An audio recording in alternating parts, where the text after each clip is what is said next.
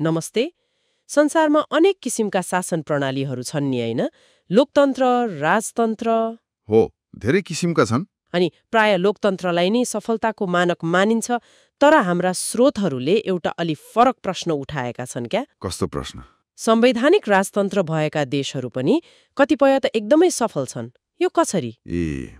यो एकदमै सान्दर्भिक जिज्ञासा हो। खास गरी नेपालकै कुरा गर्दा गणतन्त्र आएको 1.5 दशक नागिसक्यो, तर सोचे जस्तो प्रगति भएको देखिँदैन। हो नि। अनि कहिलेकाहीँ फेरि राजा आऊ देश बचाऊ भन्ने आवाज पनि सुनिन्छ। यसले गर्दा प्रश्न उठ्छ के सफलता साँच्चै प्रणालीमा मात्रै भर पर्छ त कि चलाउने तरिकामा? एकदमै। यो प्रणाली ठिक कि त्यो भन्ने भन्दा पनि त्यसलाई कसरी सञ्चालन गरिन्छ, कसरी व्यवस्थापन हुन्छ अनि नागरिकको भूमिका कस्तो रहन्छ भन्ने कुराले अर्थ राख्छ जस्तो लाग्छ। त्यही त। आज यिनै स्रोतहरूमा आधारित भएर अलिकति विस्तृत चर्चा गरौँ न त, है? हुन्छ, गरौँ। ल, त्यसो भए केही उदाहरणबाट सुरु गरौँ। स्रोतहरूले बेलायतको कुरा उठाएका छन्। त्यहाँको प्रणाली कस्तो छ? सफलताको कारण के देखाइएको रहेछ? बेलायतमा संवैधानिक राजतन्त्र छ अनि संसदीय प्रजातन्त्र पनि। मतलब राजा चार्ल्स तृतीय राष्ट्रप्रमुख हुनुहुन्छ। तर उहाँको भूमिका चाहिँ आलङ्कारिक मात्रै हो। खास कार्यकारी शक्ति त प्रधानमन्त्री र संसदसँगै हुन्छ।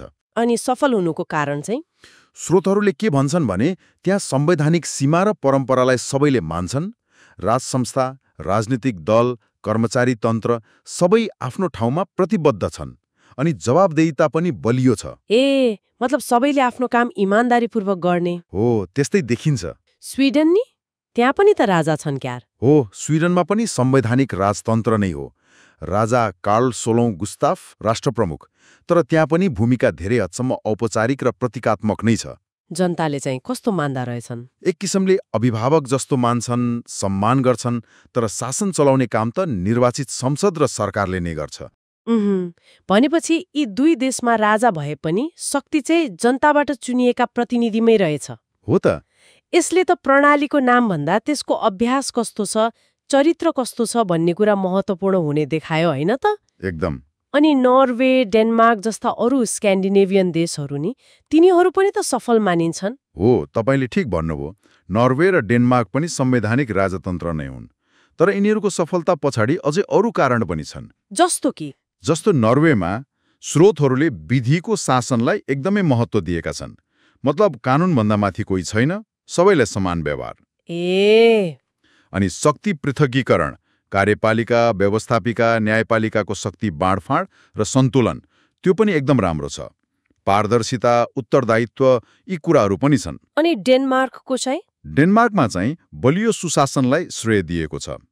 जनउत्तरदायी, पारदर्शी शासन प्रणाली अनि जनसहभागिता पनि राम्रो छ। शिक्षा, सामाजिक सुरक्षा नि? हो, उच्च स्तरको शिक्षा, बलियो सामाजिक सुरक्षा, भ्रष्टाचार एकदमै कम, राजनीतिक स्थिरता, यी सबै पक्षले गर्दा डेनमार्क सफल भएको देखिन्छ। यी देशहरूमा पनि राजसंस्था छ, तर त्यो राष्ट्रिय एकताको प्रतीक जस्तो मात्रै। दैनिक शासनमा खासै भूमिका छैन। यी बाहेक अरू देशहरू पनि त छन् नि? Netherlands, Belgium, Japan, Spain. हो, अनि क्यानाडा, अस्ट्रेलिया, न्युजिल्यान्ड जस्ता देशहरू पनि। यिनीहरू कि त संवैधानिक राजतन्त्र हुन् कि बेलायती राजसंस्था अन्तर्गत भए पनि पूर्ण प्रजातान्त्रिक र सफल मानिन्छन्। यी सबै उदाहरण हेर्दा त सफलताको ग्यारेन्टी कुनै एउटा राजनीतिक प्रणालीले मात्रै दिने रहेनछ। त्यही त।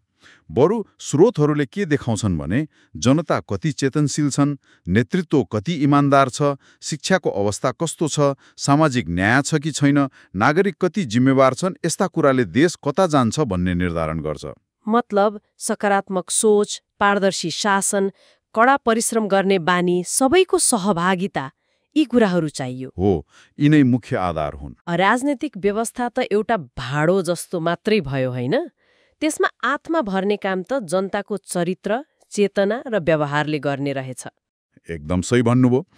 नेपालमा सायद यही पक्षमा अलिक कमी देखियो कि भन्ने बहस हुन्छ, तर चेतना बढ्दै पनि छ।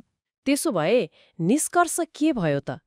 कुनै देश सफल हुन प्रणाली भन्दा पनि त्यस देशले आफ्ना नागरिकलाई कस्तो व्यवहार गर्छ भन्ने कुरा महत्त्वपूर्ण भयो।